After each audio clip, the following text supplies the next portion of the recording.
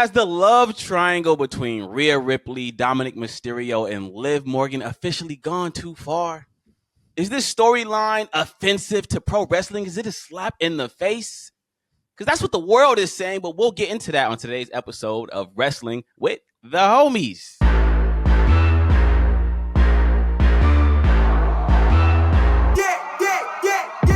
Now, of course, if you don't know me, I go by the name of Qwan, the Don, and if you don't say the Don, you ain't saying it right. I stole that from Hollow, right? And of course, I'm my good friend, my BFF, Jay Cooley, the coolest man in the world. What's good, y'all, man? Peace, peace, peace. I knew you was about to come with that peace. You love that peace. Peace, peace. Yes, sir. So, Cooley, the wrestling world is on fire right now. Everybody's upset about this Liv Morgan, Dominic Mysterio storyline. They're saying it has no place in pro wrestling. It's offensive to the art of pro wrestling. Brother. That's listen. Oh, brother. Let me say it again. Oh, brother. We go through this every year. Everybody is always offended. You know what's offensive?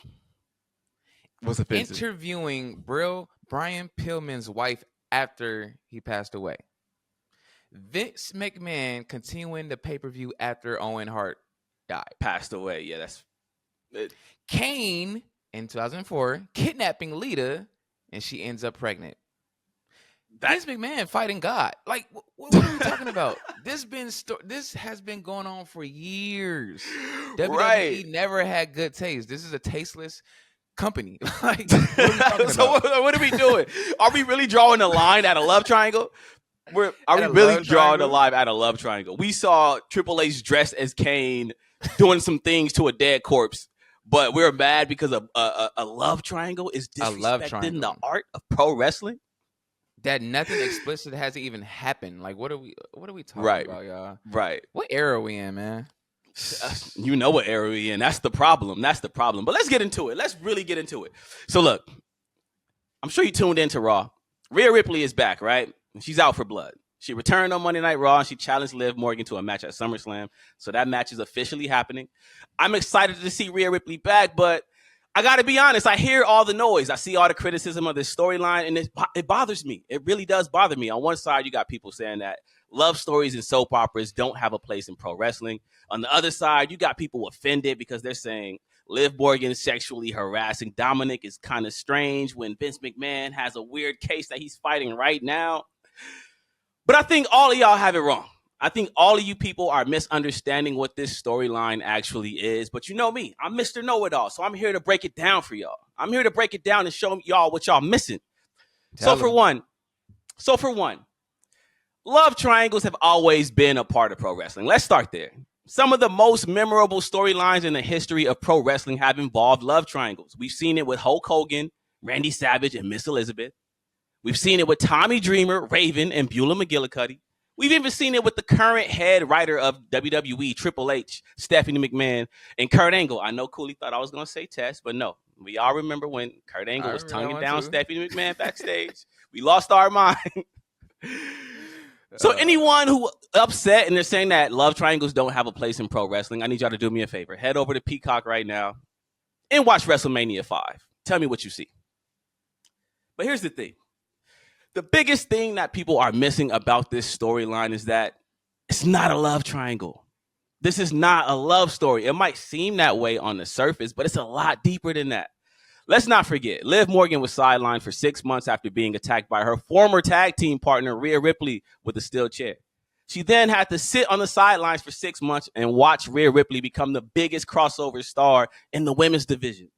Liv finally returns, right? She finally returns. She takes Rhea Ripley out and forces her to vacate her women's title with a real-life injury. But it didn't end there because then she went on to win that championship that Rhea Ripley never lost. She infiltrated her faction, helped JD McDonough and Finn Balor win tag team titles. And on top of all that, she stole her man. She stole her kayfabe boyfriend, Dominic Mysterio. And that's not even the craziest part of all this. What's really the wildest kicker in this whole storyline is the fact that it's kind of implied Judgment Day might be in cahoots with Liv Morgan. They might be working hand in hand with Rhea Ripley's biggest op. That's not a love story. That's a story of betrayal. That's a story of revenge. That is pro wrestling. So if you are upset about this storyline, then you just don't enjoy good storytelling. This is a beautiful story. This is the foundation of wrestling. We're watching it right now. As far as I'm concerned, this is the hottest storyline in pro wrestling right now. Outside of Solo Sikoa and his bootleg bloodline, this is the hottest storyline, and the ratings prove it. So I don't understand why people are upset about it. But Cooley, maybe you have a different perspective. Is this disrespectful? This is nowhere disrespectful. This is, like you said, the hottest storyline right now. First of all, Liv Morgan have no love ties with Dom Mysterio. Like, what are we talking about? She is literally on her revenge tour, like you said. This has nothing to. This is not like what it was called, Matt Hardy, Lita, Edge. Right? That was a love triangle, right? Techno. They was beating each other heads in every single week. All Liv doing is prancing around, trying to make Rhea mad, and now that she's back, it's gonna get hot. It's gonna get hot. And how are people missing that? I don't understand how people are missing that. Are y'all not paying attention to the storyline? Like, is it the IWC? It's always the IWC, but it's like clearly she's just trying to make Shorty jealous. She's clearly trying to make Shorty jealous, ruin her life. And it's funny to me because wait, go ahead. Go ahead. Do your thing. And I was gonna say, I feel like this was just being pushed back, and this is gonna make Damian Priest and Rhea Ripley face. Yeah, definitely. I think so. That they're definitely moving towards a split with Rhea Ripley and Damian Priest away from the Judgment Day, and I'm not mad at it. I don't know how Damian Priest will do on his own without Judgment Day. I guess we'll see. And I gotta get into something later about Damian Priest with that whole Gunther promo from Raw, because that was very weird and a little racy. I don't know, but I don't understand how people are not seeing the signs. This is clearly a story of revenge. This is what wrestling was built on. So how is that offensive to the art of pro wrestling? How? And we've all had a Liv Morgan in our lives. Let's be honest. Qwan, you had a Liv Morgan in your life? You know I've had a Liv Morgan in my life. You've known Cooley. How long have you known me, man?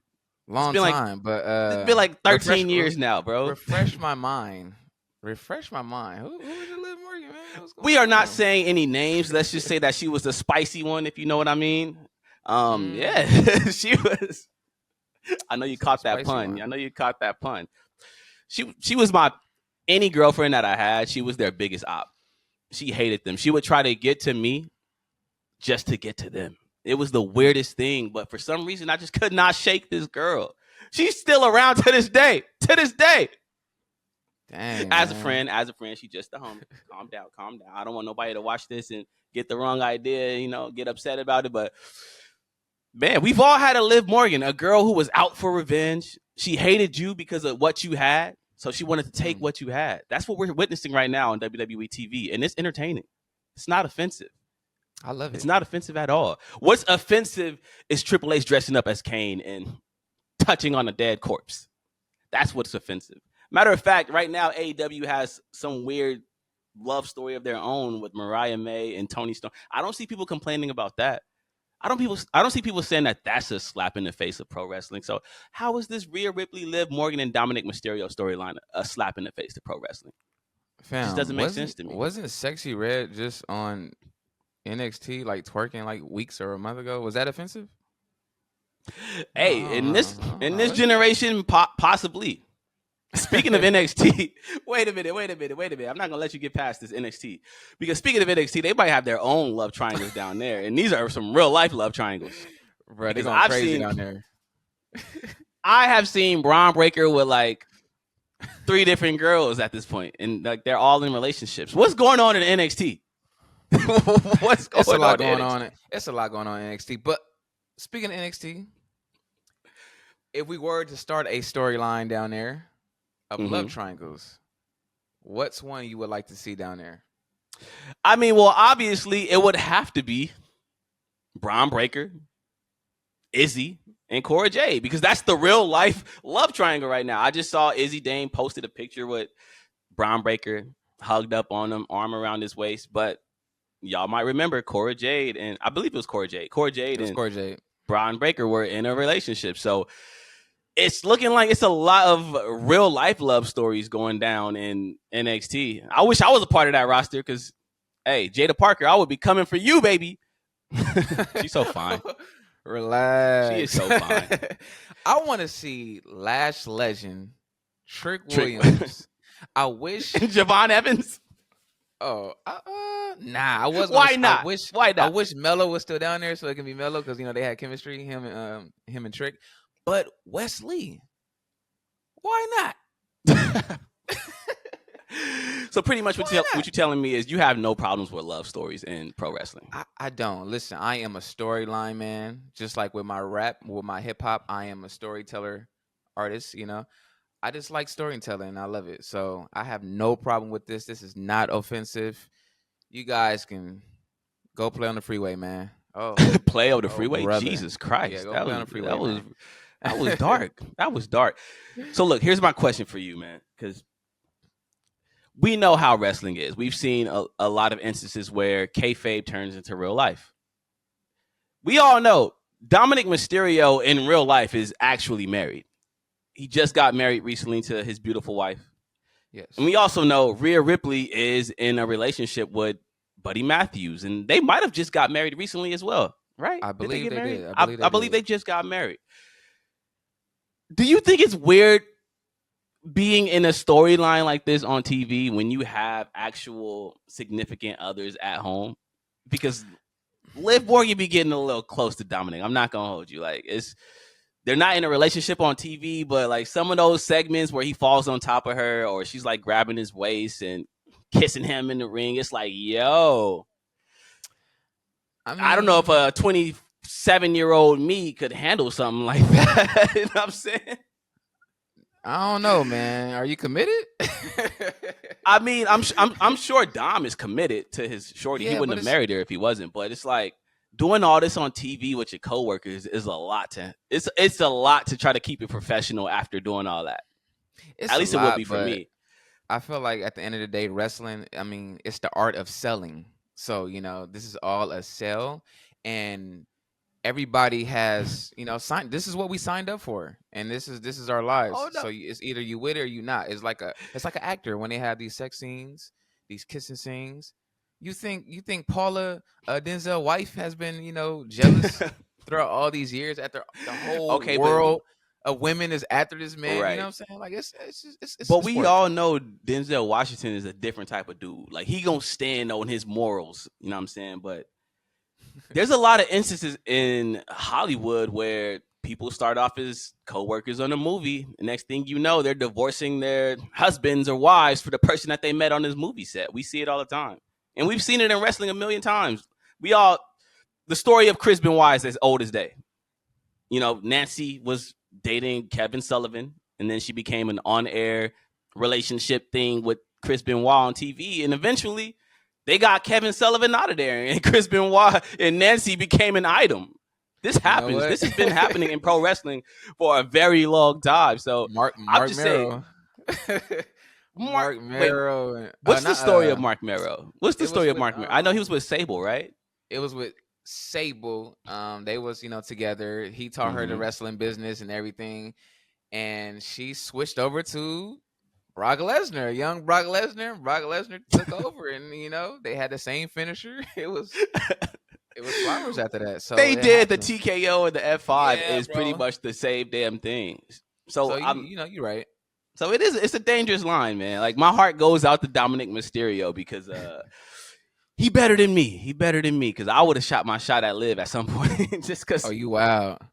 That chemistry they have on TV is it's insane. It's insane. A young me would not be able to handle all that. With a girl at home, I'm sorry. It's too much temptation. And then Rhea Ripley, imagine how Buddy feels. Buddy just has to sit at home and watch his shorty be on TV, just all up on this little Mexican boy with the mullet and the tattoos on his face, the fake tattoos. Buddy got to hear mommy chants at AEW, so that's that. So I'm pretty sure he got thick skin, brother. Like what I'm saying, he got thick skin. He would have to, because when we went to that AEW pay-per-view, the entire audience was chanting, "We want mommy" at Buddy, and it was like, yo, please stop. Relax. Hey, that's what happens when your girl is the most popular wrestler in WWE right now. You're gonna have to live with it. But yeah, man, I ain't got no problems with this love triangle. And in fact, it's got me more interested in Monday Night Raw. Because I was a SmackDown boy. I was all about the bloodline. But recently, I've been feeling Monday Night Raw because of this storyline. And I really want to know who's going to win this match in the end. Who?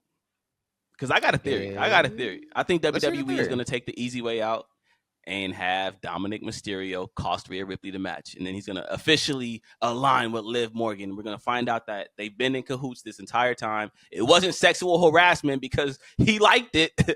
She liked it as well. And that's going to be the angle. They're going to Vince Russo this. I don't know, man. I don't know. No Vince Russo on this. I feel like at the end, it's going to be clean. Rhea, she's going to get her belt back. And she's going to just dump Dom, and that's going to be it. And she's going to turn face at SummerSlam. They can't give Rhea the belt back right now. Like, she just came back yesterday. You want Liv Morgan to lose the title the first minute she has a defense against Rhea Ripley? Like, nah, man. They got to drag this out. What did Ice Cube say? Yes. Like... Yes. What? You are an idiot. Nah, because I feel like that makes Liv look bad. She just won that title that Rhea never lost. And then the first second she has a title defense against Rhea, when Rhea comes back, she loses again. So what are we telling the audience? That Liv is nothing. Liv has to win this. I survived Brock squashing Kofi in 3 seconds, so I don't care about nothing. Like, get that belt back, Rhea. Let's get it. Nah, they're gonna drag this out, bro. This is going all the way to Bad Blood, and it might be like a Hell in a Cell match or something. They're gonna drag this out. They're not gonna just blow this storyline up as soon as Rhea comes back. There's no way. We'll see, man. But I can't wait till they turn face. I've been waiting for this. Okay, so that's happening. I really think Damian Priest was supposed to turn face at the WrestleMania because that standing ovation. It was just I don't know. It was just too. I don't know, but I feel like Rhea getting injured kind of pushed it back. It pushed everything back, so they had to, work around it. That's just me. I don't know. I feel like Damian was supposed to be in. It kind of hurt everything to me because Damian Priest's story right now as world champion is kind of weird.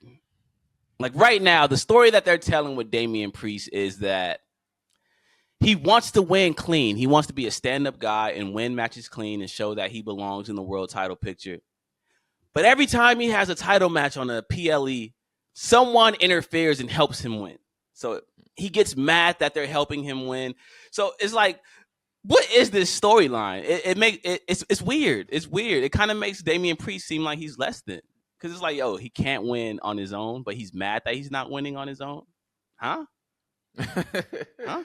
And then the first second he has a match, because I fully believe in, I didn't want to get into it, but that promo with Gunther and Damian Priest on Raw, it was kind of weird because Damian Priest said that he grew up in the streets, he was grinding it out so he can get to the top, and Gunther was like, "You're street trash. You were poor because your parents didn't care about you enough to work harder." And I'm like, "Yo, what? Who wrote that segment, bro?" Like, whoa, Triple H. Gunther was coming off a little German. Yeah, I'm like, this is insane. This is nuts. Right, but I have a feeling that Gunther is probably going to defeat Damian Priest at SummerSlam. If this match if it ends clean, if nobody interferes, Gunther's gonna win that title. So it's gonna be like, wow, Damian Priest had all this interference on all of his matches, but the second he didn't have interference, he loses. What kind of championship run is that? Yeah, what does that say about his run? Like, wow, dang. Right. How can he turn face after that? I'll turn evil. What? Right. But realistically, was Damian Priest ever really supposed to be world champion? Because we always forget this fact. Seth Rollins versus CM Punk was the WrestleMania main event originally.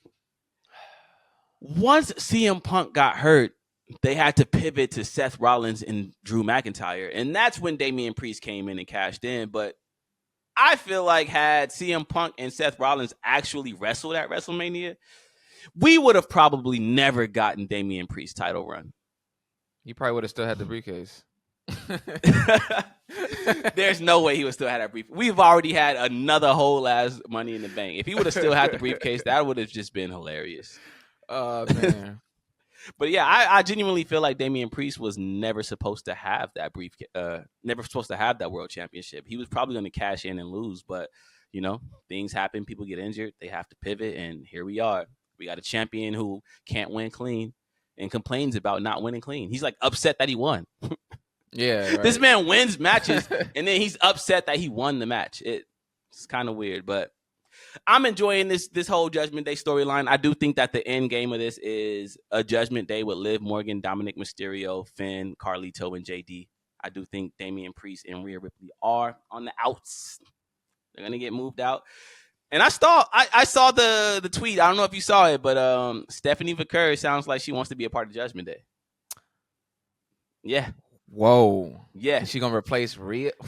Yeah, we were just talking about her. She just debuted on their Mexico tour, and now it's like she's saying that she wants to be a part of Judgment Day on Twitter. So maybe that's their replacement. I don't know. I am here for it, bro. But are we having two women in that same faction? Like, are we gonna have Liv and Stephanie in that faction? Yes. Stop. Well, or I mean, I can't see Liv going, on by herself and just, like I really think she'll be a part of JD with Stephanie. So, right, why not? But I'm here for it, and shout out to Carlito for being the funniest person on earth, man. Like I wasn't feeling Carlito in Judgment Day at first, but it's kind of funny. Bro, his facial expressions, he's like, dude. His facial bro, he makes us a new meme every single week. Every week I got a new Carlito meme. And that man said, that's cool. Carlito hilarious, man. Right, but I want to hear from the people at home, man. How do y'all feel about this Liv Morgan, Rhea Ripley, and Dominic Mysterio storyline? Is this a slap in the face to pro wrestling? Have you ever had your own Liv Morgan who was just out for blood and she wanted you and she wasn't going to take no for an answer? Let us know in the comments below. But for Cooley, before we get out of here, I do have some other Raw notes that I wanted to touch on. So we saw it. Drew McIntyre refused to apologize for his actions. So therefore, he's not getting his title match at SummerSlam, or his match at SummerSlam against CM Punk.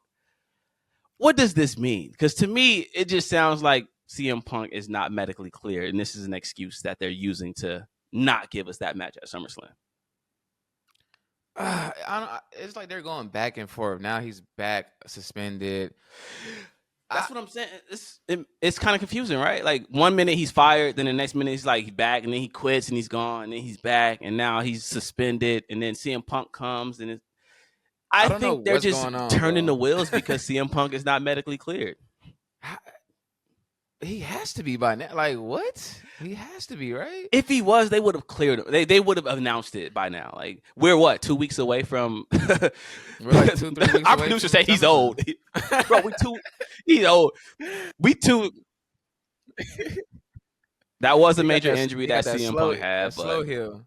It's like, bro, we 2 weeks away from SummerSlam, and there's no match announced for CM Punk and Drew McIntyre. Yeah, so it's like, man, are we doing it or are we not, man? Are we doing it or right, are we Qwan. not? I You think might be CM right. Punk is still hurt. Dang, How do we? man. What does this say about CM Punk? Because how long has CM Punk been back in WWE? Like He's been back in WWE for like No, at least 7-8 months, right? Yeah. He came Almost back a in damn November. near whole year. He only wrestled one match.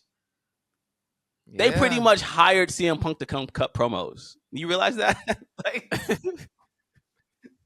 he came back with a dad bod. He had no muscle tone. He had an arm sleeve on like he was AI on the man. Philadelphia 76ers. He was wearing Jordan 1 lows.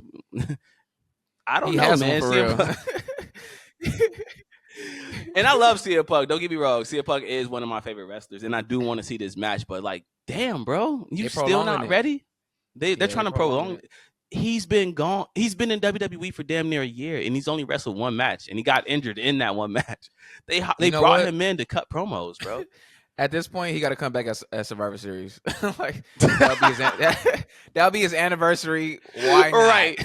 They hired CM Punk to only show up on Survivor Series. Like that's the new Bruh. thing now. Every Survivor Dang, Series, man. CM Punk returns. Maybe he wrestles a match and gets hurt, and then we can go all the way to next year's Survivor Series where he returns and gets hurt again.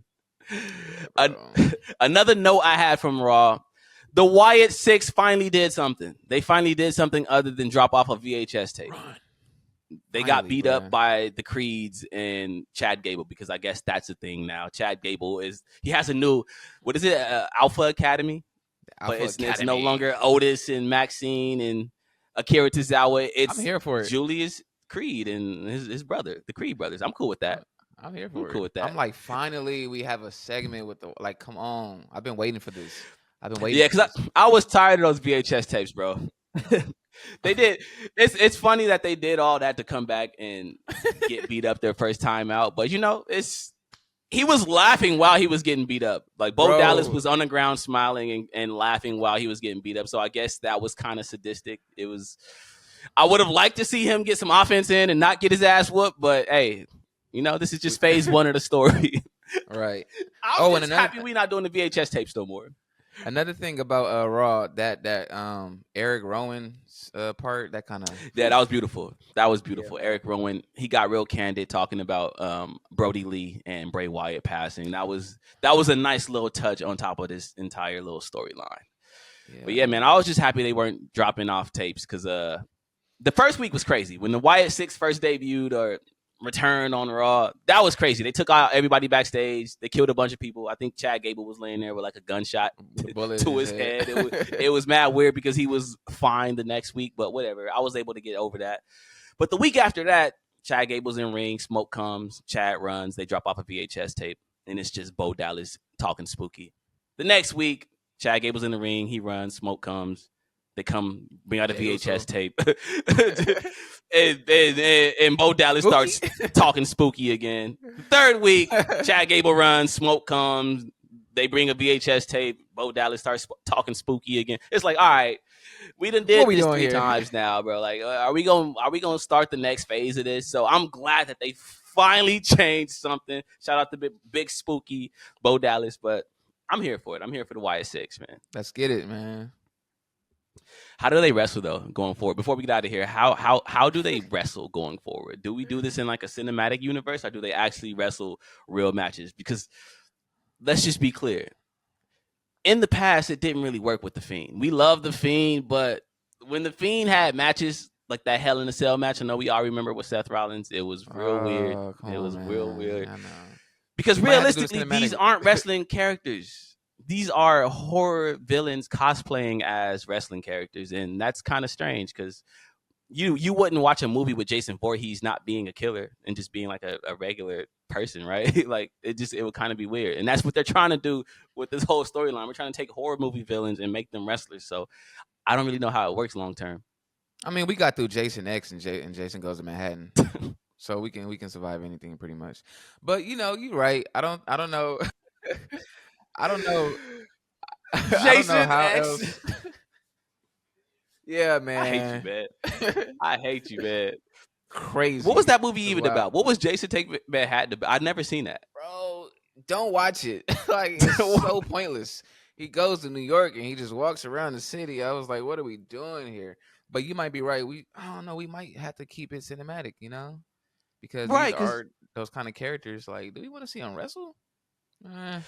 Because like, how do they sell? Like the minute we see Eric Rowan getting beat up and like selling, the mystique is gone. It's like you're not a horror movie villain. You're getting your ass whooped.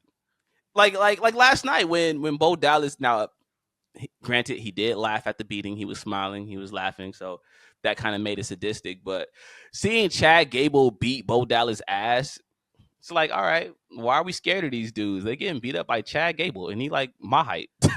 Like, what's going on here? I don't know, man. Right, but I'm with it. I'm with the Wyatt Six, and Liv Morgan, Dominic Mysterio. Y'all better behave, man. Y'all got significant others at home. Don't forget about that. Don't forget about that, Dom. We're idiots, man. This man said Jason X and Jason Takes Manhattan. I kind of want to watch Jason Takes Manhattan now, just because I'm curious. It sounds like an Olsen twin movie, but with Jason. I want to see it. There's a reason why they don't make Jason movies no more. They only stick to Michael Myers. Like I'm telling you. I'm sure it's one. I'm sure one is coming. This is Hollywood we talking about. All they do is rerun the same thing. Same way the Wyatts was doing the same thing every week.